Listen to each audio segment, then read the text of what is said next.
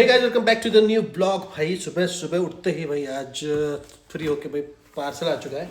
ये actually Ayurvedic powder है भाई, जो पापा के लिए मंगवाया है। लेट्स से इसको ओपन करके देखते हैं। सबसे पहले इसका एक्सपायरी डेट चेक करना पड़ेगा, ताकि ऑनलाइन मंगाया है भाई।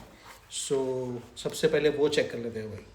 और ये बहुत अच्छा भी है मैंने सुना है, तो लेट्स इसको ट्राई करते हैं। अगर ट्राई करने के बाद मतलब 2-3 या 4 हफ्ते बाद कुछ फ़र्क पड़ा तो आई विल रिकमेंड दिस। तो सबसे पहले हम ट्राई कर रहे हैं भाई, लेट्स सी, देखते हैं।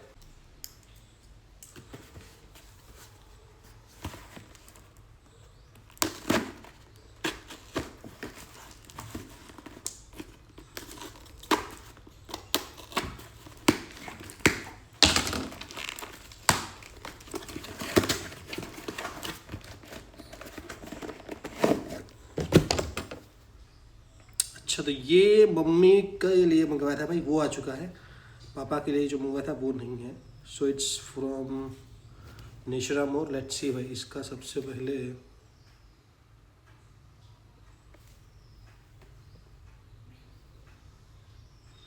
एक्सपायरी डेट चेक करना पड़ेगा भाई। यहाँ पे है सो 28/5/25।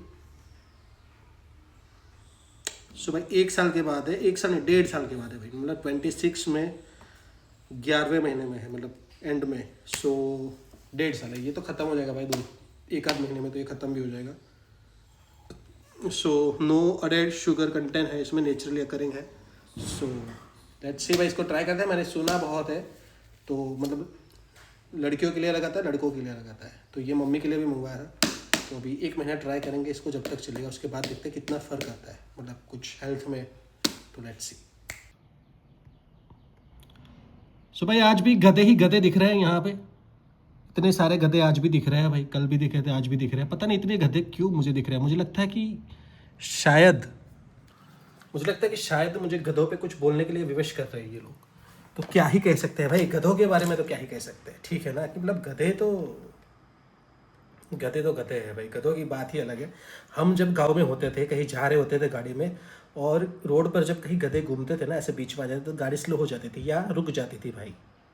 तो हम पूछते थे कि भाई क्या हुआ है, तो वो लोग ये नहीं कहते थे कि भाई गधे खड़े हैं।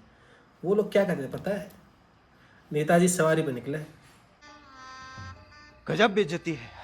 तो भाई मतलब आप सोचो, गधों की इतनी हैसियत है कि उनको मतलब देश के पॉलिटिशियनों के साथ उनकी तुलनाएं की जाती थी। यही नहीं, अभी और सुनिए। समझ रहे हो?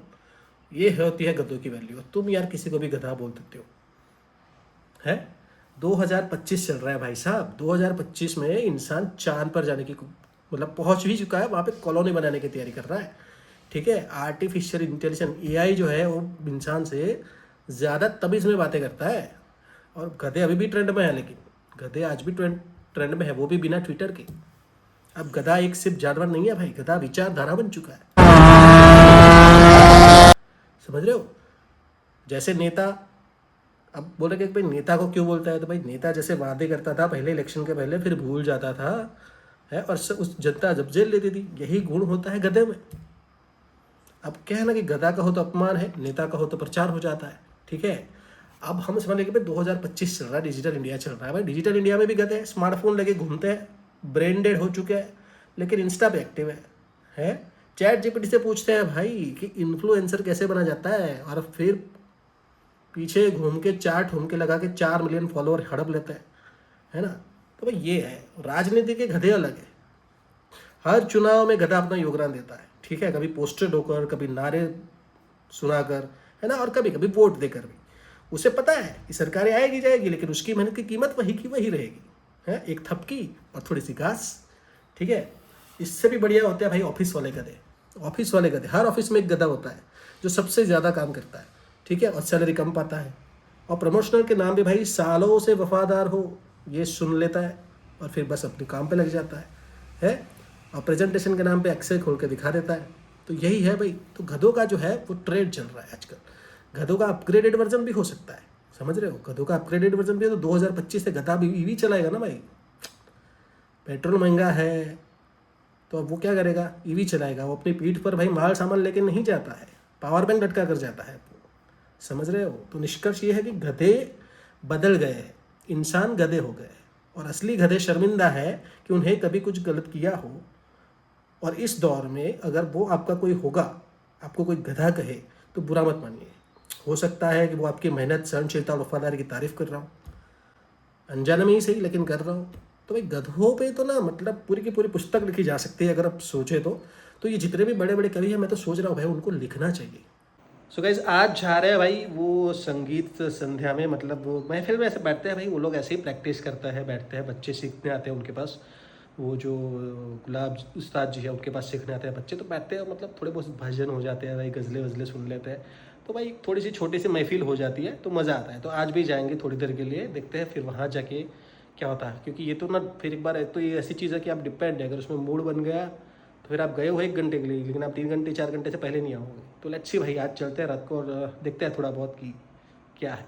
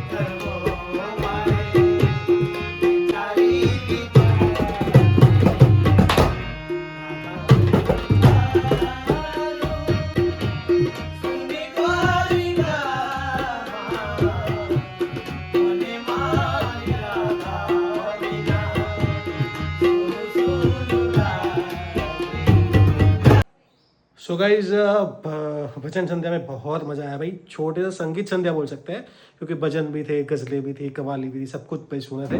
और इतना अच्छा लग रहा था ना भाई, इतना मजा आ रहा था कि उसमें इतने मशगूल हो गए थे कि ज्यादा वीडियो ही नहीं निकाले। मतलब वो सुनने में, उसको एंजॉय करने में इतना टाइम जा रहा था कि पता ही नहीं चल रहा था कि मोबाइल लेके भी आया है भाई। सच में इतना अच्छा गा रहे थे, इतना अच्छा बजा रहे थे, तो मजा आया भाई।